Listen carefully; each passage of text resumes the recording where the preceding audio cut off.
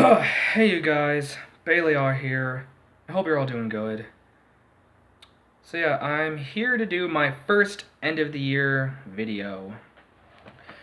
I'm doing my 10 worst albums of 2015.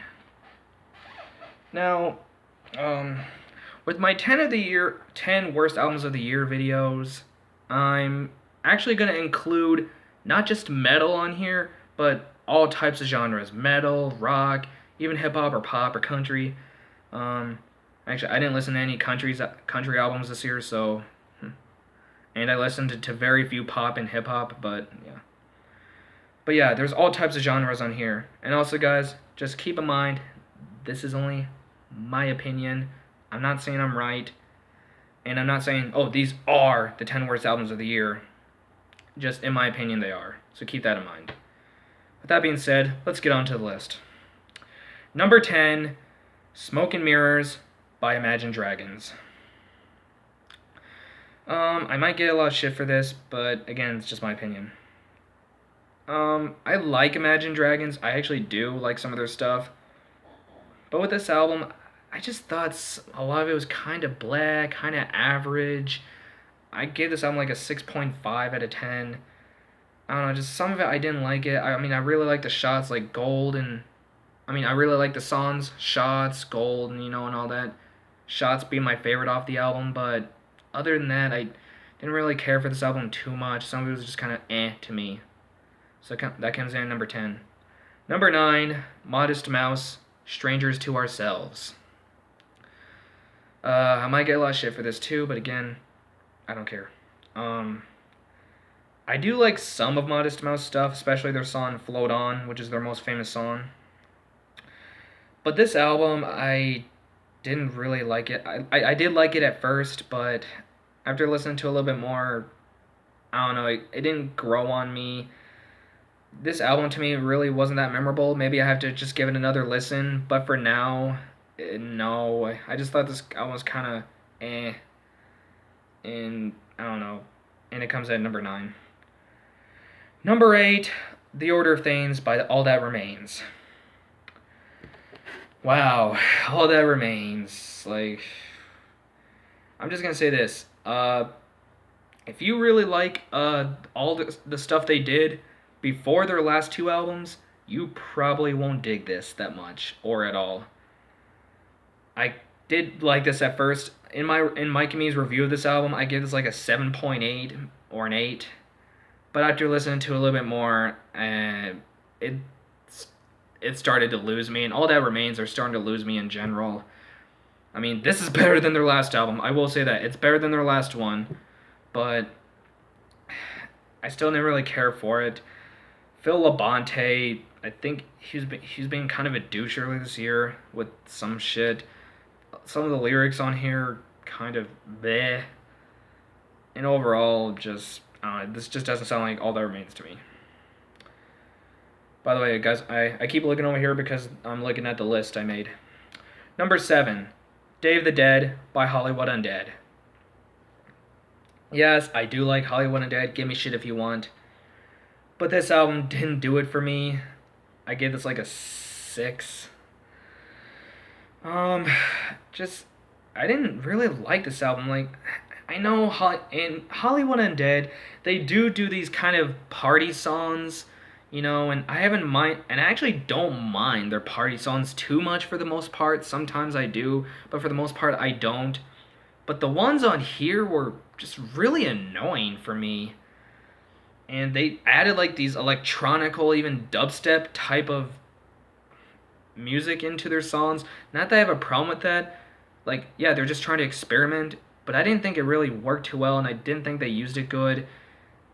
And the song War Child, which is my least favorite on the entire album, I just thought was so dumb and annoying. I did not like that song at all. And it seemed like to me Hollywood Undead weren't really trying too hard on this album. So yeah, this is my least favorite stuff by them. So that's number 7. Number 6, Butcher Babies, Take It Like a Man. What could I really say? I've never liked Butcher Babies. I probably never will, unless they change up their style a lot. Um, yeah, they're two lead singers. They have some talent. They have some range in their vocals. They can scream, but my biggest gripe with Butcher Babies, other than their band name, are some of their songs are stupid, like the song titles, their lyrics, and I think their overall instrumentation isn't nothing special. And the song Monsters Ball on here, I think is the worst song on the album. That song and music video are just so fucking stupid. It's like, ladies and gentlemen, welcome to the greatest show on the earth. It's like, you can't stop moving this Monsters Ball. I did not fucking like that song. And I understand why a lot of people don't like Butcher Babies. So yeah. I just did not like this album. And I think this album title is a bit stupid. Now, the top 5. Number 5, 6 Feet Under, Crypt of the Devil. My friend Mike likes this band and this album. Yeah, my best friend Mike, who's in some of my videos, and he has his own channel. I'm sorry, Mike. You already know I don't like 6 Feet Under, and I thought this was the worst death metal album of the year.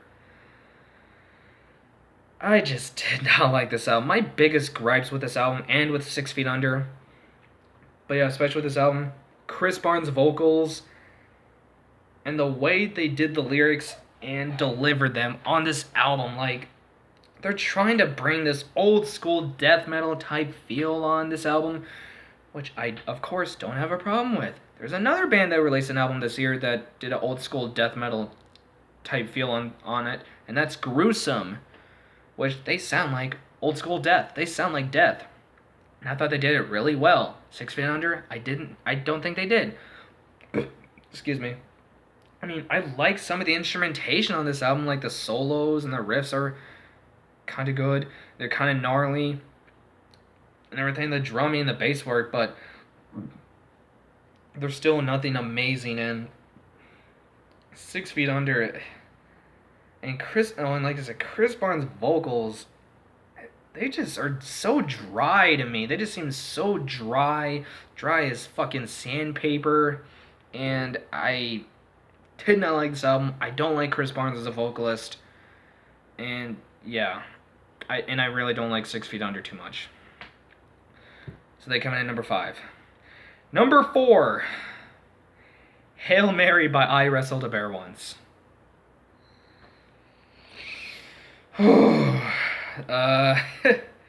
This is my worst metal album of the year.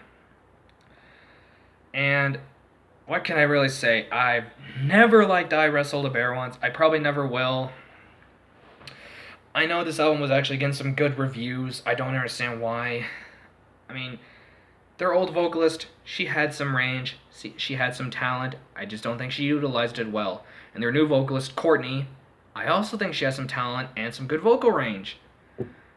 But it just sounds like the same old shit.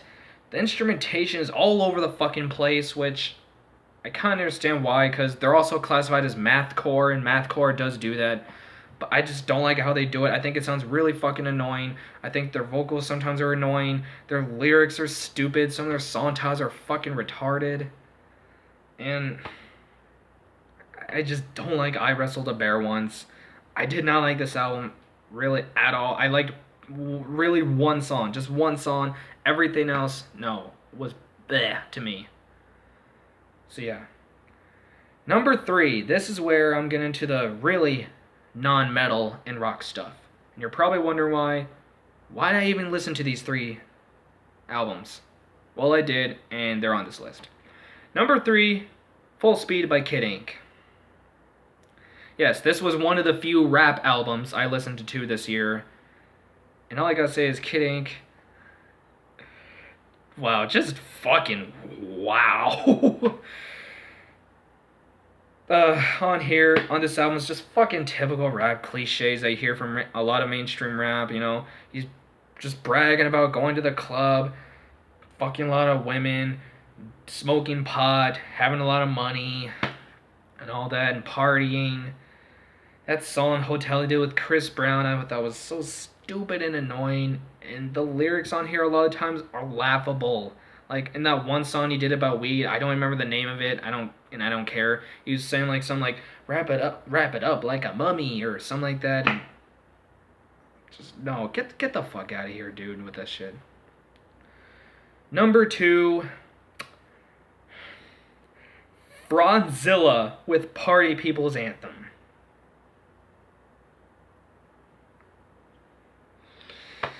What can I say? It's Zilla, Chris Franzak, the lead singer of Attila. And yeah, he made a rap album.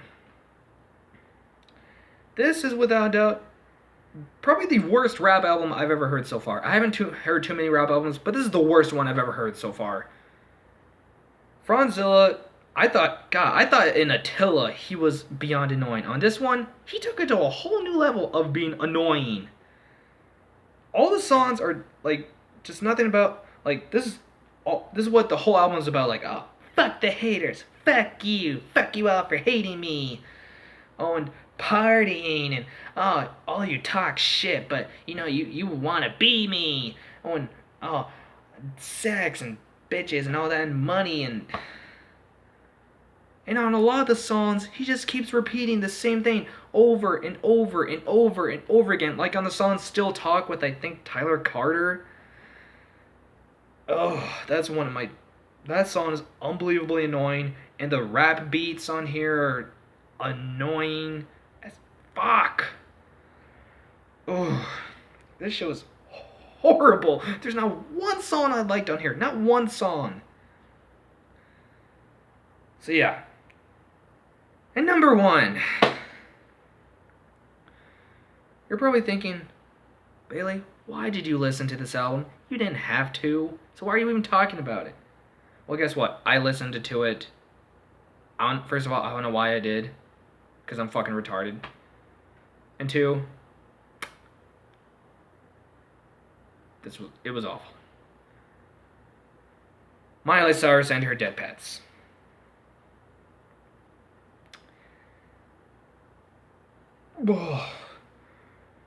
First of all, this album was way too fucking long.